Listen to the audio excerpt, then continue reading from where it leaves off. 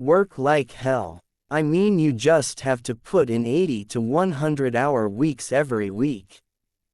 This improves the odds of success.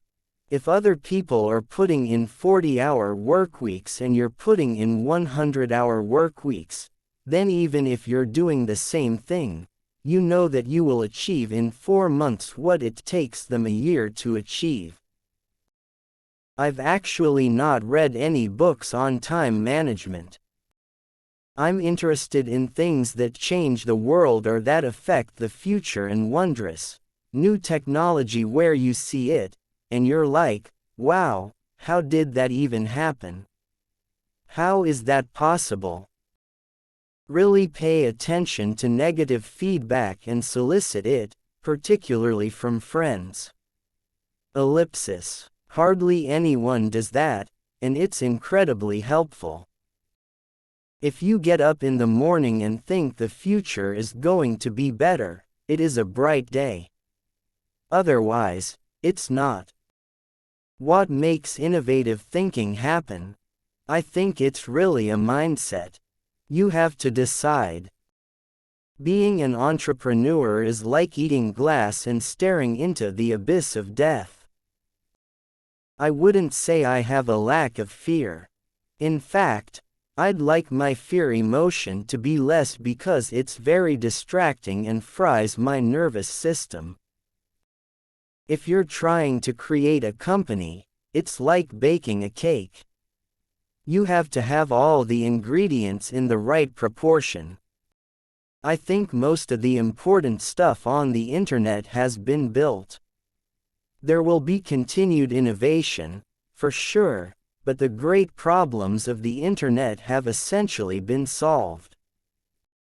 I think we have a duty to maintain the light of consciousness to make sure it continues into the future. When Henry Ford made cheap, reliable cars, people said, "Nah, what's wrong with a horse?" That was a huge bet he made, and it worked. When somebody has a breakthrough innovation, it is rarely one little thing. Very rarely is it one little thing. It's usually a whole bunch of things that collectively amount to a huge innovation. You shouldn't do things differently just because they're different. They need to be better. You have to say, well, why did it succeed where others did not? I would just question things. It would infuriate my parents. That I wouldn't just believe them when they said something 'cause I'd ask them why. And then I'd consider whether that response made sense given everything else I knew.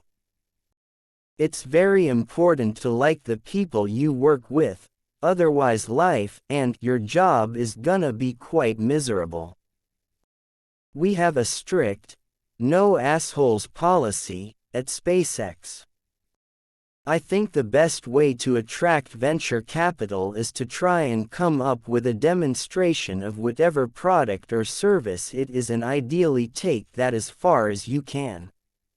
Just see if you can sell that to real customers and start generating some momentum. The further along you can get with that, the more likely you are to get funding. Disruptive technology, where you really have a big technology discontinuity, tends to come from new companies. As much as possible, avoid hiring MBAs. MBA programs don't teach people how to create companies. Don't delude yourself into thinking something's working when it's not, or you're gonna get fixated on a bad solution. If something has to be designed and invented, and you have to figure out how to ensure that the value of the thing you create is greater than the cost of the inputs, then that is probably my core skill. I always have optimism, but I'm realistic. It was not with the expectation of great success that I started Tesla or SpaceX. It's just that I thought they were important enough to do anyway. People should pursue what they're passionate about. That will make them happier than pretty much anything else.